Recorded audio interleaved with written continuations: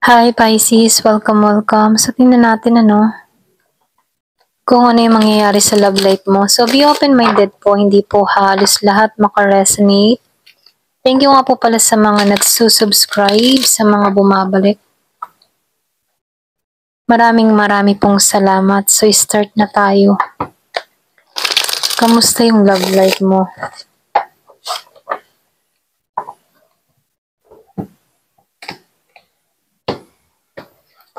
Give it a message. Kamusta yung love life mo?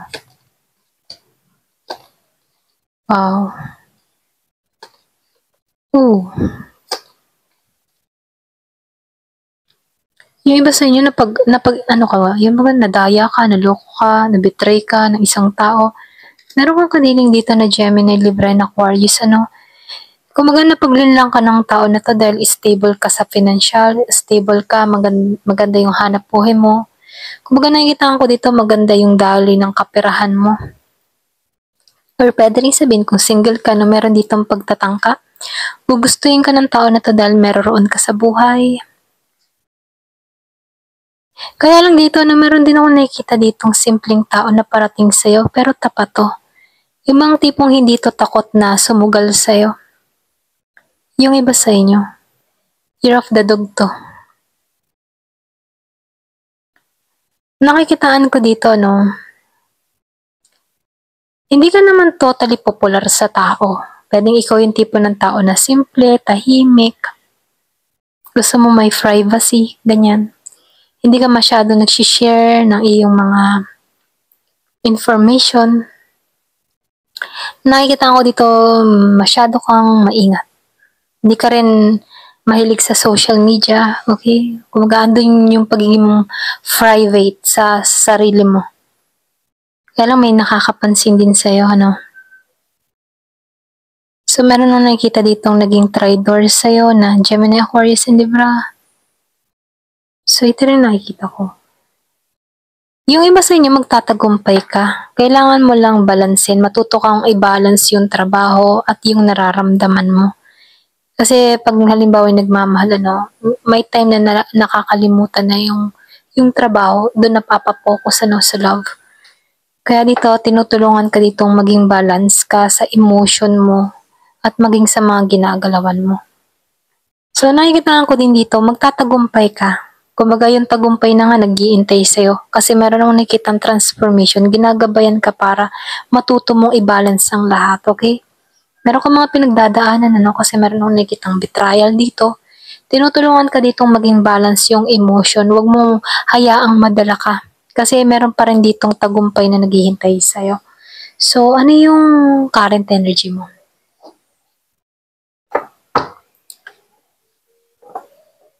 Give me the message. Ano yung current energy mo? Give me the message. Ano yung current energy mo?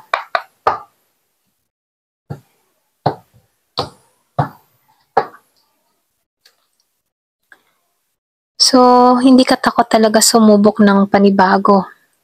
Kumaga nakikitaan ko dito, ikaw yung tipo ng tao na kahit nabigo ka, andun yung pagiging mong positibo. Try and try until to succeed. Ganun. So, nakikitaan ko dito na ikaw yung tipo ng tao na malawak yung iyong pangarap. Tapat ka. Kahit hindi mo alam yung kahantungan mo, susugal at susugal ka. Ganon. Kung hindi ka takot na sumulong kung ano pa yung naghihintay sa'yo.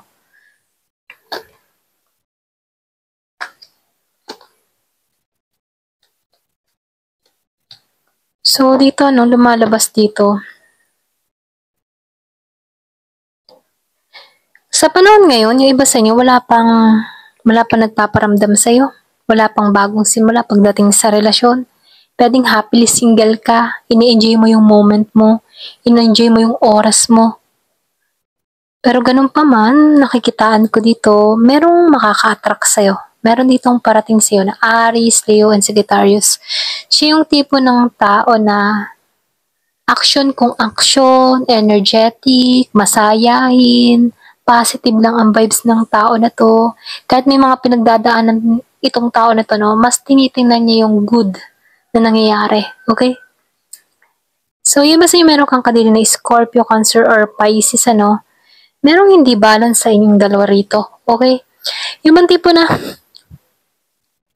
merong kakulangan or pwede rin hindi equal yung nararamdaman, meron ditong one-sided love or pwede rin nawalan na kayo ng nararamdaman sa isa't isa. Okay? Ito rin nakikita ko, meron ditong hindi nagiging patas sa koneksyon.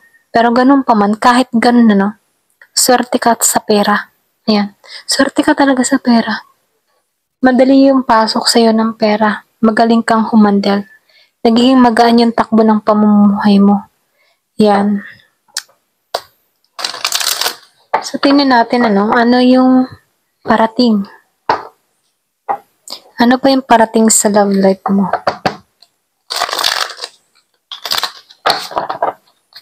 Give it the message. Ano yung parating?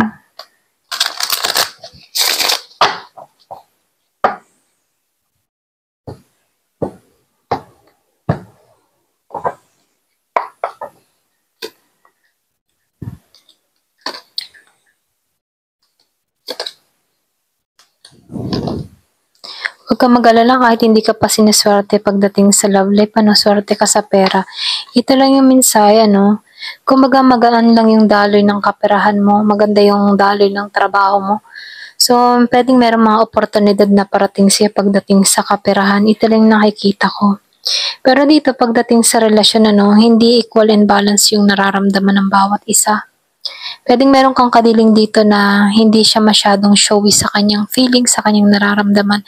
Kaya dito, ramdam mo ang kakulangan ng tao na to pagdating sa relasyon, Yung iba naman sa inyo, nakikitaan ko dito, single ka hanggang ngayon, So, pero kahit single ka, ini-enjoy mo yung moment mo rito. Hindi naman naging kakulangan yun para sa'yo. So, lumalabas din dito, yung iba sa inyo, sinasabihan ka dito, Yung kasi hindi ka na naniniwala sa true love, hindi ka naniniwala sa soulmate, okay? May mga ganun ka.